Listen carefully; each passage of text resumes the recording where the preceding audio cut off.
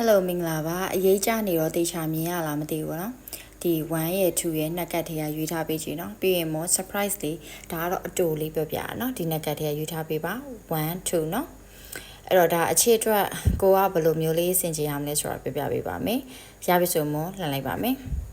အဲ့တော့2သမားပေါ့နော်2သမားတွေအနေနဲ့ကဘယ်လိုလဲဆိုတော့2သမားရင်ပြောမှာပေါ့သူကလေကိုကချစ်တယ်ကွာဒီလားကိုအနေနဲ့စိတ်ဝင်စားတဲ့လူတွေနဲ့ဆိုရင်ကိုကဆွဲဆောင်မှုရှိနိုင်တယ်ပြီးတော့သူတို့ကကိုကိုပြန်ကြိုက်တာလို့ပြန်ရင်းနှီးတာမျိုးပေါ့နော်ဒါမျိုးတွေအထိကိုကလုံနိုင်တယ်ဒါပေမဲ့မကောင်းတာပါလဲဆိုတော့သူတို့ကကိုပေါ့နည်းနည်းလေးအာယုံကျလာပြီစိတ်ထဲမှာရှိလာပြီကိုကိုသူတို့အခွင့်အရေးပေးပြီဆိုရင်ကိုကလေခဏခဏစိတ်ဆိုးတယ်စိတ်ကောက်တယ်နော်တရားတယောက်သားကြမှာဖိစီးမှုတွေဖြစ်တယ်တန်တရားကြီးများတယ်အဲကြောင့်မလို့ကိုကလေအရင် stress ပြီးတာမျိုးဖြစ်တယ်ပေါ့နော်အဲ့တော့ကိုကဒီ relationship တစ်ခုကိုတို့အဆင်ပြေဆုံးဖြစ်ဖို့ဆိုရင်သူနဲ့ကိုကဘလို့အနေထားကြီးပဲဖြစ်နေပါစေဘလောက်ထိပဲเนาะဒါသူနဲ့ကိုနဲ့ရဲ့ဆက်ဆံရေးတစ်ခုကကြာနေပါစေတယောက်ကိုတယောက်ကအရင်စိတ်ဆိုးစိတ်ကပြဿနာတွေတက်တစ်ခုခုဆိုရင်အမှားမခံအဲ့လိုမျိုးတွေထက်လုံးဝ friend zone type နဲ့တော့မှပိုအဆင်ပြေကောင်းမှုမဲလို့မှကြံပေးပါတယ်အဲ့တော့ဒါထူးသမားကြီးပေါ့နော်အဲ့တော့1လေးဆက်ပြောပေးပါမယ်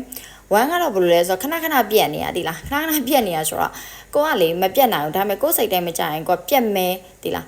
ဘယ်တခုခုဆိုရင်ရတယ်လမ်းခွဲလိုက်တော့ပြီးရင်အဲ့လိုတဆုံပြောတယ်တဆုံတွေးရပေါ့နော်အဲ့လိုအရာတွေမှာချစ်ချင်းမြတ်တာတိုးပွားမယ်စားအစင်မပြေမှုတွေပို့ပြီးများနိုင်တယ်အဲ့ဒါကြောင့်မို့ကိုကပြက်မယ်ဆိုလဲပြက်ပလိုက်နော်မပြက်နိုင်ဘဲနဲ့ပြက်တယ်မပြက်ဘူးတွေလည်းတော့ပြောမနေနဲ့ပေါ့နော်အဲ့လိုပြောတာတပတ်ကလူကလည်းကိုယ်ထင်သေးတယ်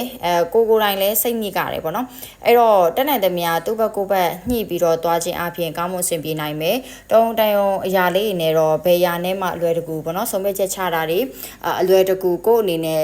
စဉ်းစားပြီးအလွယ်တကူပြောလိုက်တဲ့ break up အကြောင်းလေးတွေမလုပ်ရင်တော့ပိုကောင်းမှုမဲလို့ပြောချင်ပါတယ်နော်ကိုကနူးညံ့ညင်ဆွဲဆောင်မှုတွေရှိရလို့ဆိုတော့ကိုယ့်ရဲ့စိတ်ကိုပေါ့နော်အရင် negative ဆန္ဒကိုယ့်ရဲ့ဆွဲဆောင်မှုကိုယောနေစီတဲ့အရာတက်နိုင်တဲ့များရှောင်းပါဒါမှသာလေအခြေအနေမှာကောင်းမှုပါမယ်နော်ကျေးဇူးတင်ပါတယ်